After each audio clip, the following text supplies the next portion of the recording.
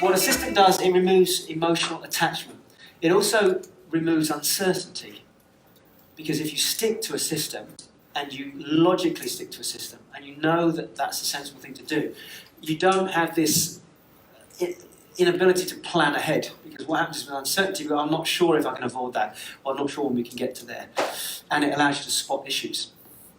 So what I've done is, I have put some spreadsheets up, which are actually in the vault, and you've seen me go, if you haven't watched the series, it's in the video series. But I want to talk to it, so you can actually hear me live talking about it. But before we get there, I have to tackle this one, because I think it's one of my favourite subjects. Which one of these are you? Okay, so if I describe them, you can nudge the person next to you, but in a minute you're going to tell your buddy which one you are. All right, so let's start with the spender. So I'll give you some characteristics of a spender. Spenders love to just go and spend and then think about the consequences afterwards, or look in their wife's eyes and then feel guilty afterwards. So with a spender, you will know you're a spender because you like really nice shoes and spend a lot of money on shoes. You're a spender if you think, oh, don't worry, let's just do this now and sort it out later. I'm just giving you some of the language patterns that spenders have.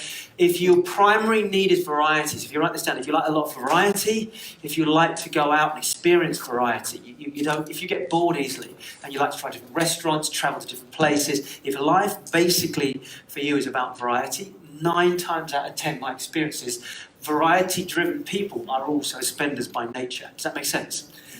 You don't think too much about the future in terms of long-term consequences. You might think about, oh shit, what's my husband going to say if I buy this?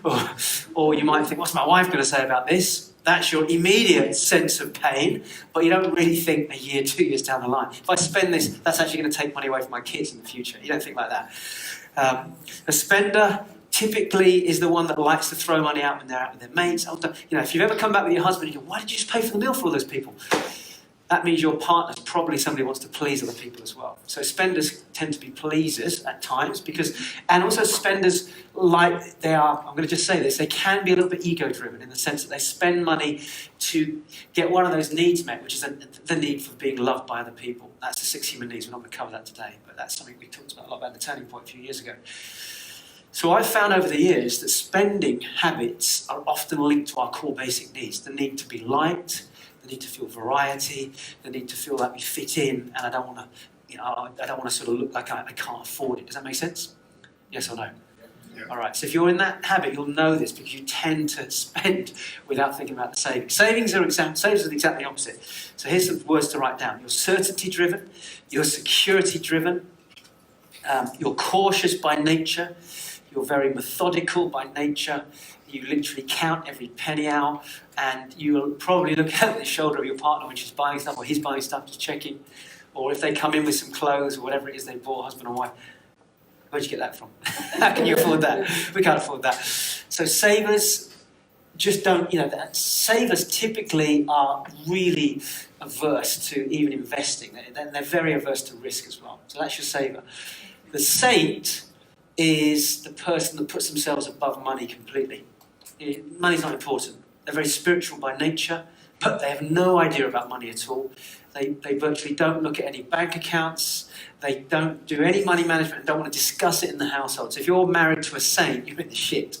Because you come in and you've been working all day. You go, look at these bills, and the saint's like meditating. It'll be fine, don't worry.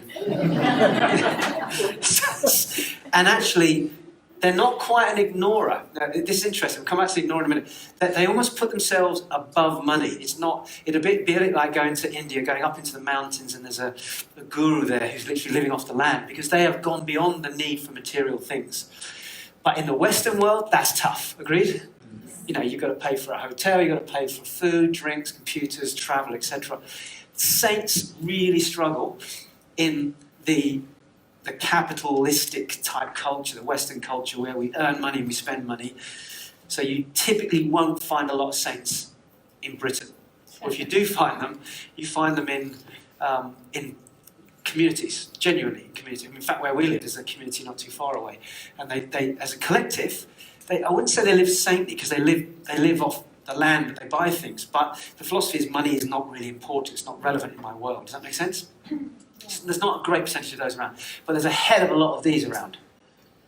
Ignorers. Ignorers, characteristics, don't look at the bank accounts, don't look at the statements, tend not to want to hear about money or have arguments about money.